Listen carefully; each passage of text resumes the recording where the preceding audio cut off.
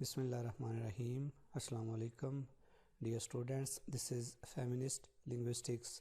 Today's our lecture number 4. The topic of today's discussion is Semantic Derogation.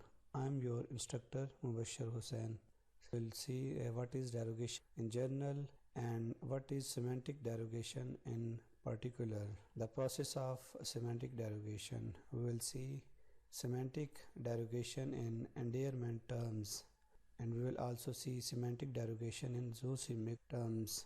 After the zoosemantic terms, we will move towards the titles in genre binaries. We will see the phenomena of semantic derogation in given 7 titles, and at the end we will see a semantic derogation of naming practices and mark forms. We will also see the commonalities or common features or properties of semantic derogation.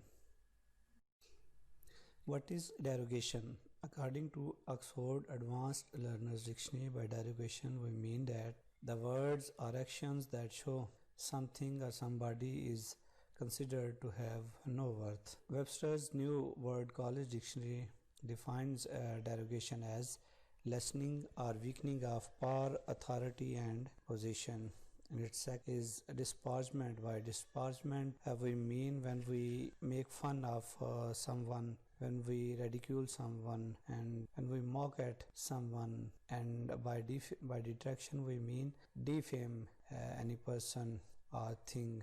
As a verb, derogate mean to detract from authority or estimation, or to stray in character or conduct, or to degenerate somebody or something. And as a verb it also mean to disparage or belittle somebody or something. According to Schulz, semantic derogation designates terms that were once innocent but which acquired sexist meaning by virtue of being associated with women.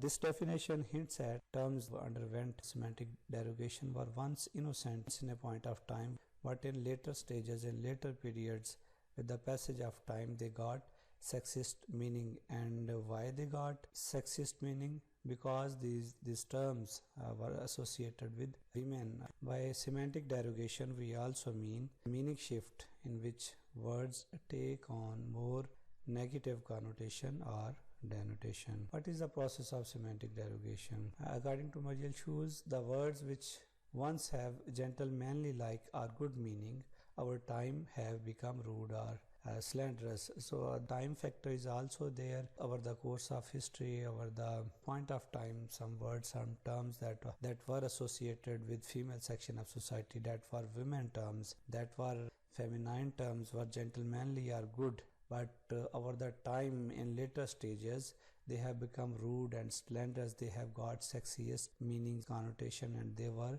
belittled. They were reduced position and authority that was associated with the feminine terms, and they go through the disparagement or destruction.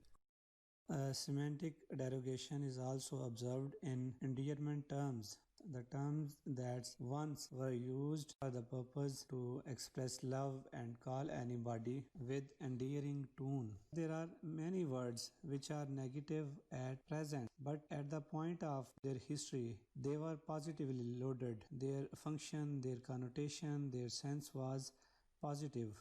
And these words in past were functioning as terms of endearment, as these examples are before us. The first term is Lima. Originally it meant the sweetheart, but with the passage of time got derogatory meanings. And similarly, Mopsy is also an endearing term. It meant in the past a pleasant, pretty and beloved person, but with the passage of time over the course of history, it got the meaning of a spiteful or unchaste woman. Paramour was once used as endearing term, but now it has got negative meaning. Tart is a reduced form of sweetheart, and its original meanings are sweetheart, its endearing term, and now in recent times and over the course of history has gone through the process of semantic derogation, and its meanings are now unchaste and disreputable women. Similarly, Jill is there. Jill, by Jill we also mean sweetheart hard, and over the course of time, the jil is being used in derogatory sense, and by this mean slattern, mistress, and prostitute. Kalpowski also observed the phenomena of semantic derogation where attributes of animal are conveyed and represented within the personality of a human being. Characteristics, the physique, and the behaviors of animals equated in recent times with the women's. Now the women's, the female section of society whose character is described in slang terms and derogatory terms and with the zoosemic terms. Historically speaking, the meaning of these terms was combined with the loaded elements, and then their narrowed meaning, their degraded meaning was there, and in the society, and that narrowed meaning came to denote to women exclusively. By hack, we mean a horse of middle size, of middle quality. Hack is used for ordinary riding. By hackney, we mean a carriage run by horse. So hack or hackney or hack horse was not used for war purposes, but it was used for ordinary purposes. And in 16th century, by the process of zoosemy and in relation to semantic derogation, practices of male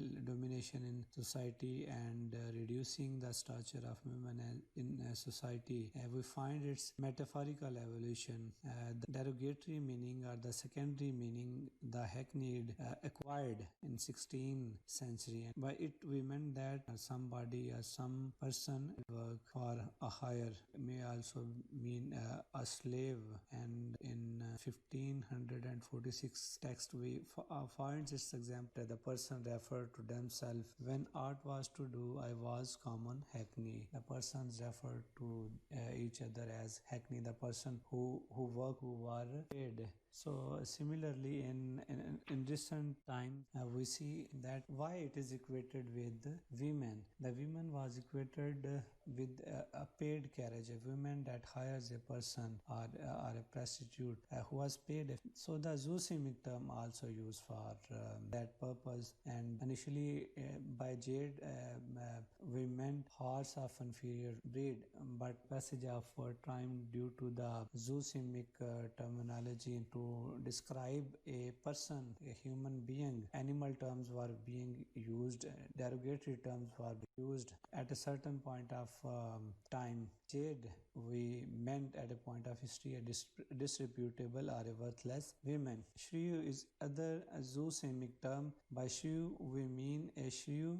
mouse. It's a type of mouse who is very clever, who is very fast, who know how to deal with his business efficiently, accurately, and cleverly. So these were the physical attributes and characteristics of the animal. And for the women who have such characteristics as human beings are also intelligent and efficient. And at a point of time, this zoosemic word, creeping creature, was used for women. And by shrew, we meant a malicious woman or a vexatious woman, which is also there, that is a female dog, but the semantic sense which associates with itself is women, an offensive way of referring to a woman, especially an unpleasant. Oxford Advanced Learners Dictionary exemplify as she can be a real bitch. That was an animal term, zoosemic term that is used to describe a woman. So we see the women are going through the process of semantic derogation. They were called through the zoosemic name, they were called through the derogatory names, the linguistic categories that were used to describe women. When they were used for, they were started being used for women, their meaning became very contemptuous and very offensive. Similarly, we see nag is unsound horse or inferior horse when its original meanings are, but in 16th century, by it we meant a prostitute. Webster Dictionary associates the sense of prostitutions with Harridan was also a horse name, and by it we mean a gaunt, mean a woman who is physically weak, who is thin, who is very lean, and physical features show her weakness and her deplorable condition, who is not healthy and whose appearance is very poor and who is physically in a shabby condition, was equated the animal terms, and the females were equated with the animals, with the horses, and in derogatory sense with the animals, and the animals of lower category, the animals that are of poor quality, the animals that are in poor condition. This is contemptuous attitude towards a woman. Governor versus governess. The meaning of governor are positive. They show rank and authority and prestige of. They are same as they were in past, even today. The meaning of governess in past as given in green envelope. Women who is ruler are governor, and archaic meaning that show rank and authority for a woman as a governor. But these are the past meaning, and in past we also see in 15th century the women who hold exercise authority over place, our institution, our group of people, and Queen Elizabeth I used to denote the word governess for power and sovereignty. But in recent times, the meanings that are given in red over the course of history, they were belittled in rank, position, and authority. And over time, meanings of semantic scope of governess is reduced to a nurse, nursemaid, or a servant. The next title is courtier versus courtesan. Courtier meaning are same today. By courtier we mean the person who is associated or attached to the court of a king, and by courtesan we also mean a female person associated with the court of a king or queen. As in initial time, the court of a king was governing place, governing institution of all the worldly affair or the economic and rest of the business of life were dealt with in court, and the important personality that was associated court for the conduct of all type of business of life were posted on high ranks and posted on position, and they were entrusted with noble or public offices. Before the advent of Renaissance state, this term courtesan mean a female courtier or courtesan, a person who attends the court of a monarch or a powerful person for performing courtly duties. These are the meaning in past, but pre-Renaissance stage and onwards, during the Renaissance and after Renaissance, due to negative practices existent in society for the trend of extramarital relation, the scope of courtesan reduced and its status was changed, and it was equated with prostitute of noble. So we see the courtier status is same and there is slight change, but the status of courtesan is drastically changed, and negative meaning are associated with the term. Sir versus madam is also a gender binary. We see sir's meaning are still respectful even today, and meanings of the madam are now dual. One sense is positive and second sense is derogatory. As we see in past, by madam we mean a woman of rank or authority, and this polite sense is used even today. But the negative sense as we are facing in recent time is that was not in past associated with the term, and its semantic association was exclusively restricted toward its polite use and its formal use. In 19th century, its utterly derogated meanings are a female manager of a brothel, and because this term is associated with female and its meanings are belittled, Cambridge Advanced Learner's Dictionary shows its negative meaning and also its polite or formal meaning.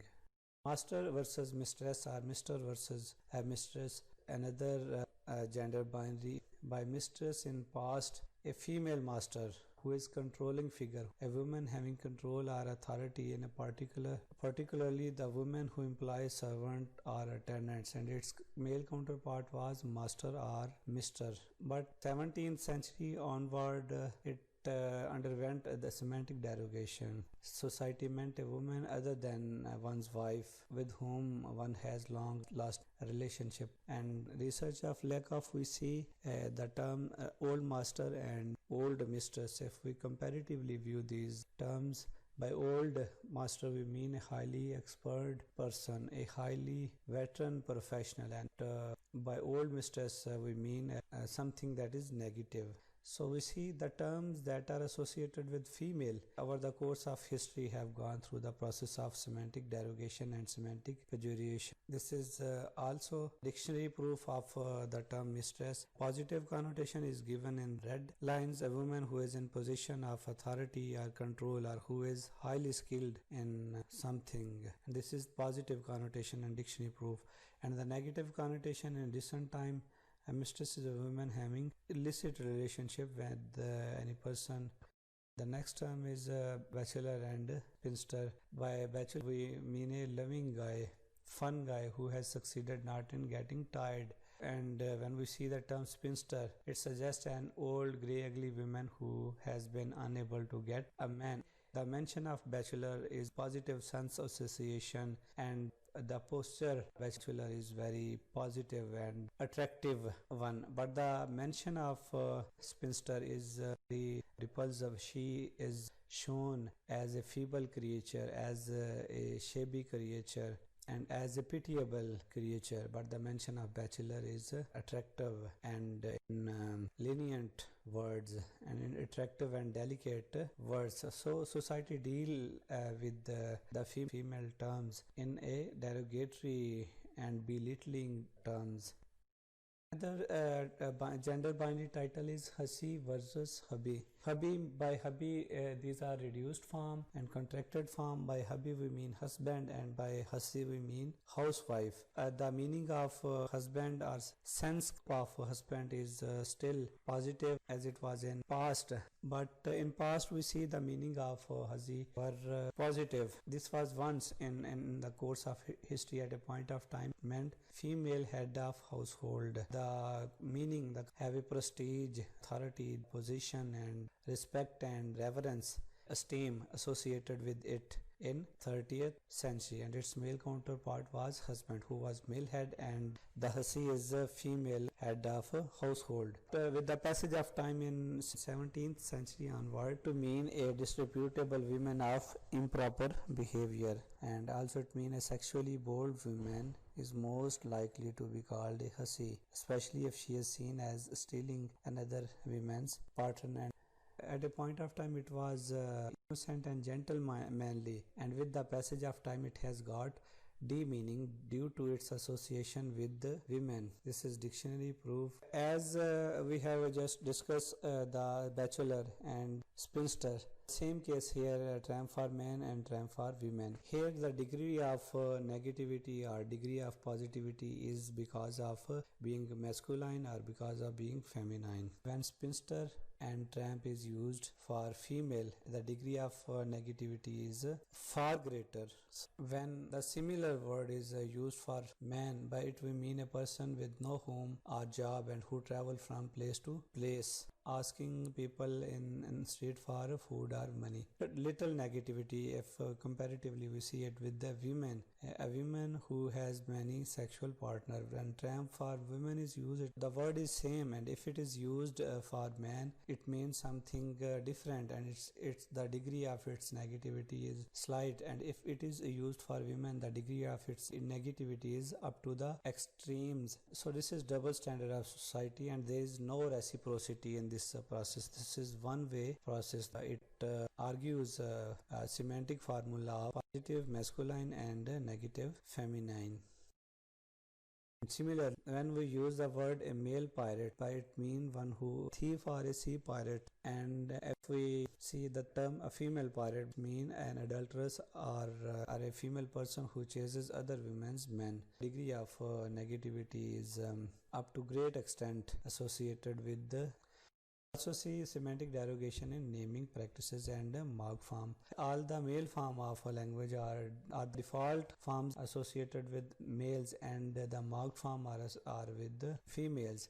The word line is for male and it is default, and liness is marked gender marker ESS marked form. So we see all the marks associate somehow to some degree the semantic derogation. And in naming practices we see Once a boy's name become popular as a girl name, this name is not again used for the boys and loses its prestige and honor, its appeal and reverence. And Miller and Swift conducted and study and found that the names such as Shirley, Leslie, Beverly, Evelyn and Sydney, these all began as boys' name and were positive, and when these names were used for a girl they became negative.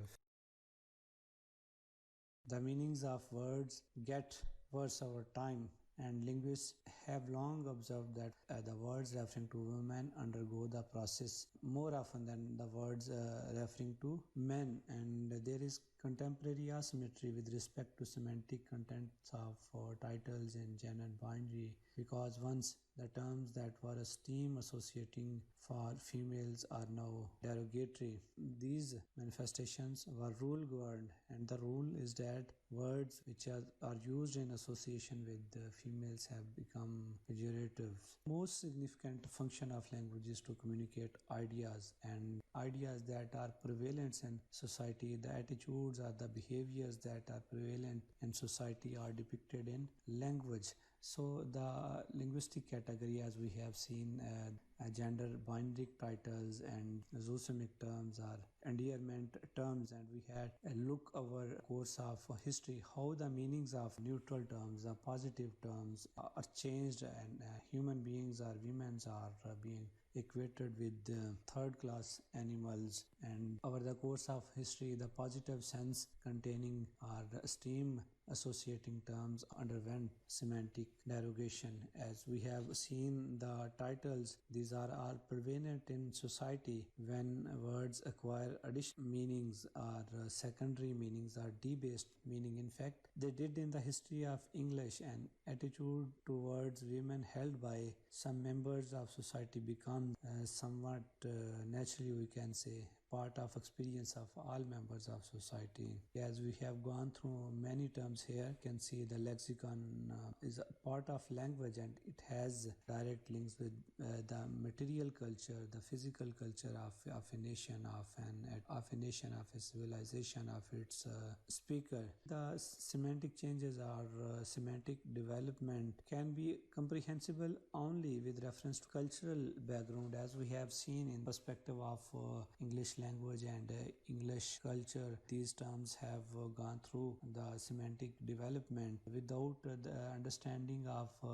history and the culture of English people, it is difficult to understand semantic development took place in the language. The reason for declining power of women from position of high ranks and status, as we governess and courtesan working in a court, women of rank and power and authority, and the declining power of women from position of high rank and status to relatively low position of a paid employed in private houses or schools. This enforced the domestic attitude of women and in society. The society is not offering key posts, key position, ranks and authority and esteem or prestige to women's. Whole situation says the language of sexism relegates women to the status of children, to the status of servants, and consider them the second sex. Their capabilities,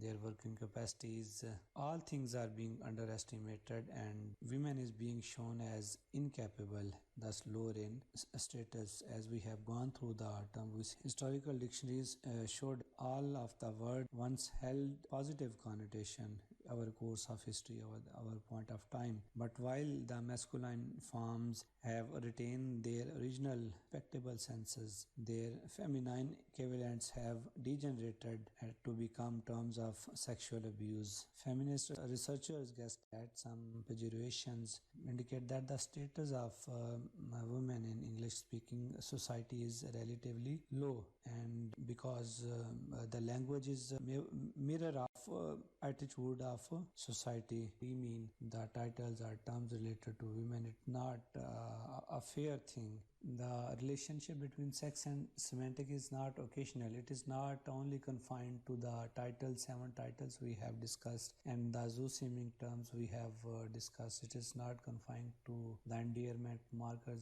It extends to all marked form of language, and the discussion represents the way meaning is created in our society, and the semantic developments, semantic changes goes through only formula that the positive masculine and negative feminine. And conclude, we can say that thinking about the male equivalent of some word discussed above strengthen their sexism titles, strengthen the phenomena of sexism, the gender bias prevalent in society and used in linguistic categories and linguistic element as language displays the attitudes of people of society. So all these terms, the zoosemic terms, the endearment terms, and the titles validate the gender bias or sexism exist in society, and where the male list speaks of power and high status as governor, as sir, as Mr., as female list has a different set of connotation.